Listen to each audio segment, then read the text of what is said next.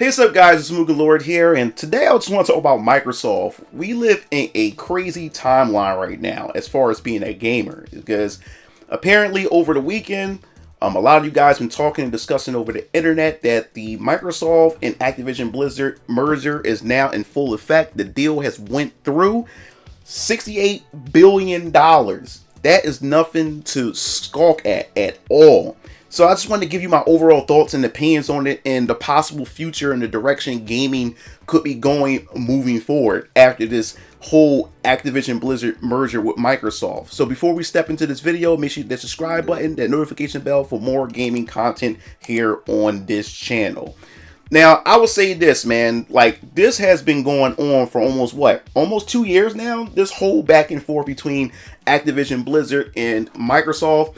And when we first got the announcement that they had bought Bethesda, I thought that, hey, it can't go any higher than this. Like, Microsoft, these dudes are just going around just throwing their money, just slapping companies with their wallets and just picking these companies bit by bit and adding them into their portfolio that they're trying to build with the Game Pass. But nowhere have I ever seen that these guys were going to grab Activision Blizzard when it was first announced. It just sounded so unreal to me that these guys are going to spend this money. $68 billion. That is ridiculous. And at one point, I thought that, hey, this is going to probably be an easy transition for Microsoft to actually pick this company up since they want to be bought out. But then we had the FTC and many other entities that came in and really wanted to break this up and stop this from happening. And since then, we had a long history, and many content creators such as myself have been covering it and wondering if there's going to be an end to this. And it was just going back and forth, especially Sony was nervous about the whole acquisition because them buying or grabbing Activision Blizzard means they will also have ownership over Call of Duty and many other franchises. But what Sony desperately didn't want to happen was them having ownership over Call of Duty, since Call of Duty is a game seller. It's one of the biggest franchises, you know, in the gaming industry. And Sony pretty much reaps a lot of the benefits of having Call of Duty on their platform, because a lot of that excess money that they make from Call of Duty allows them to use that money for other projects that they have, you know, for their PlayStation platform. And now that Microsoft has it, it's pretty much their fate. They wonder what the future is going to be like, and they've tried to convince the court that, hey, this is dangerous. But besides that, now that we have this deal and it's now, you know, sealed, what's going to happen to gaming moving forward? Because these acquisitions is getting ridiculous, and I call this the acquisition wars story arc for the gaming industry, because companies has been buying a ton of different companies left and right, to the point where you even had Sony.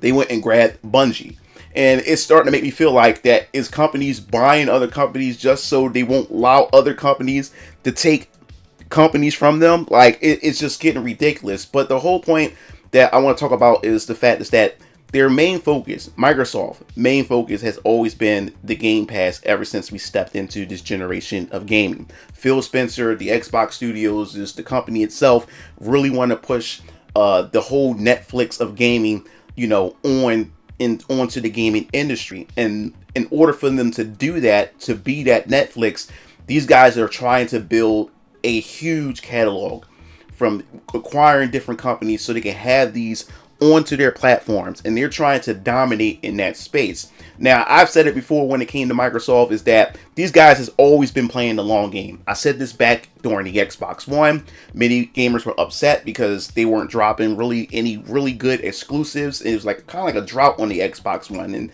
in my personal opinion, Xbox One was a disappointing console for the Xbox brand. But ever since Phil Spencer had took over, I even told a lot of my Xbox friends that, yo, you might as well just call Xbox One just a wrap. Don't expect nothing from this platform or this console at all. Expect something with the next Xbox. They're already looking in that next direction. And I was pretty much kind of right about that. That's what they're looking forward to the Xbox Series X and beyond with the whole Game Pass thing. And it appears that we're getting closer and closer to that digital era. And they want to pretty much be the market leader when it comes to the whole digital library, the digital gaming space.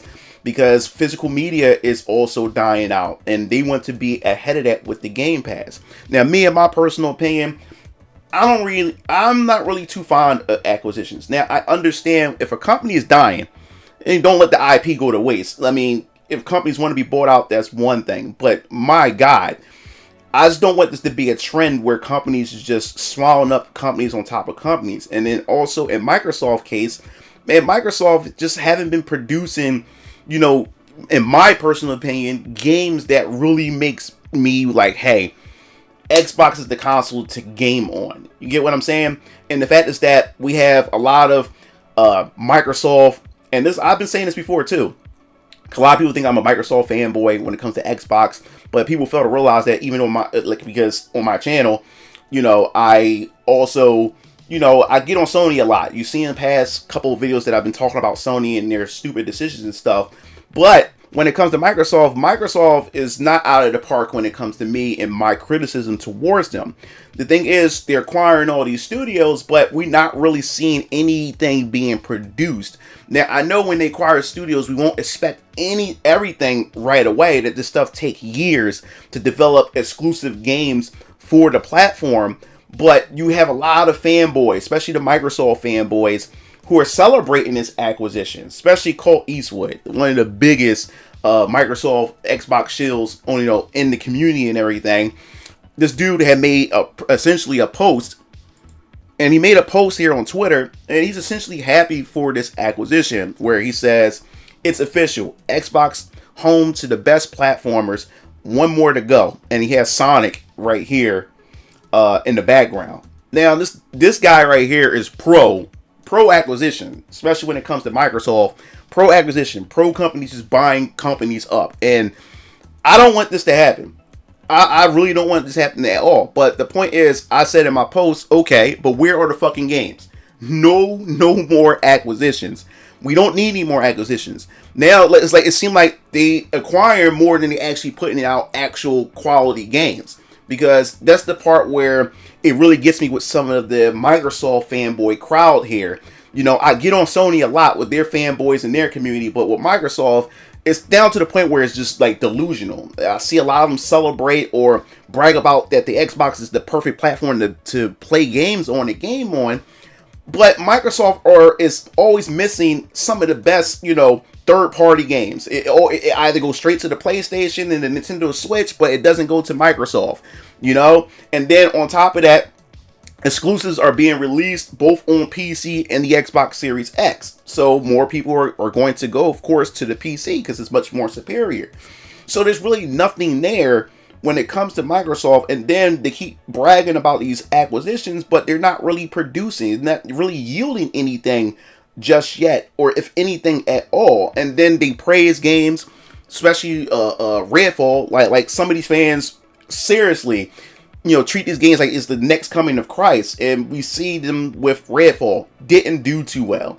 You get what I'm saying? And then of course the highly anticipated Starfield. Now the thing is, you guys can like these games. I'm not dissing anybody who likes the games, enjoy those games, but these games were held to such hype and high regards, and they end up being mediocre or just a flat out disappointment, especially when you come to Starfield, one of the most controversial games in my personal opinion this generation, or just this year in 2023. The game, it's okay, and I already said that myself. I just didn't see anything special about the game myself personally, but a lot of these games were mediocre or just fell flat in general. And you still have a lot of these fans who are just delusional, saying that this is the best platform to be on and game on right now, And when it comes to the Game Pass, me, in my personal opinion, I never subscribed to the Game Pass, because to me, Game Pass is kind of like Steam right now for me. What I mean by that is, I have a lot of games on Steam, but I never really play them. It's just so many of them, catching good deals and everything.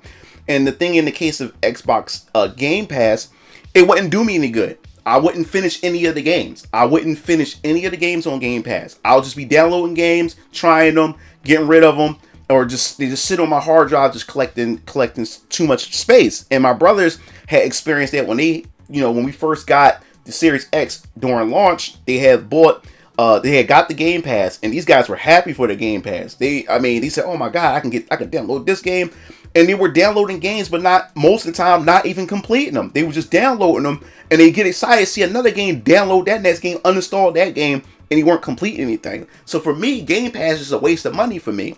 So if Game Pass is what they're trying to push, and they're trying to get more people onto the Xbox platform with Game Pass, they need to start producing some quality games, quality over quantity, and they need to have the exclusives that say, hey, you know what? I need to get the Xbox specifically for this, and they need to line them up back to back in order for them to get more subscribers. Because to me, I just don't think that this would hold up, this business model with Game Pass. Because if you're not producing any great quality games, or you have to wait these drought periods, that people are going to unsubscribe. We've seen it with Netflix, Disney Plus, and we see all these different platforms that's trying to put out all these different streaming programs, but you can't subscribe to them all. And then sometimes you have those dry periods where they just say, hey, people unsubscribe and then go to another platform until something comes up. So how can they maintain these numbers? We also talked about Microsoft and Phil Spencer saying that, hey, we may pull away from, gaming in general if we don't get these Game Pass numbers to where we want them to be. So they really have they really have a lot ahead of them as far as that's concerned. And they're still not done. They're still considering more acquisitions moving forward. And that's a scary thought. One company, and even though I know there's other companies that's doing it, but Microsoft, they're trying to consolidate everything into one platform and to prepare for this all digital future that we're headed into. You already see with the PS5 Slim, they just doing away from the disc drive and having it as an optional thing. And then we also looking at what the potential next Nintendo console is going to do as far as, physical and digital type of releases as well. So I definitely want to hear your thoughts. This is something to really think about when it comes to this acquisition. This is looking really, really scary, from, a gamer's point of view that looks at stuff like this and them just buying up all these companies and keeping it underneath one roof, one umbrella. And then it triggers other companies to want to do the same thing in order to stop them from, acquiring more. And then now you're going to have these separate subscriptions, and these games locked behind these subscriptions. And I don't think this is going to be, I wouldn't like it, but I guess we have to wait and see. But I want to hear your thoughts. What do you think about this whole acquisition between Activision Blizzard and Microsoft? What possible acquisitions that Microsoft could possibly have, in their mind that they want to approach next? I definitely want to hear your thoughts on that. If you like the video, hit the like button, subscribe button, and notification bell for more gaming content here on this channel. This is MugenLord, sign off. I'll see you Game Fiends later. Peace out.